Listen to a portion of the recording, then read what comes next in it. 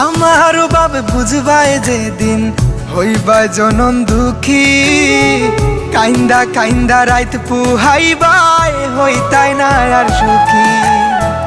কারো মনে কষ্ট দিয়া কি সুখে থাকা যায়, কি তার লাগিয়ে তো খান্দাও আইজ বুঝলাম না আমি, কি তার লাগিয়ে তো খান্দাও আইজ বুঝলাম না, কি তার লাগিয়ে তো খান্দাও আইজ বুঝলাম না আমি, কি তার লাগিয়ে তো খান্দাও আইজ বুঝলাম না।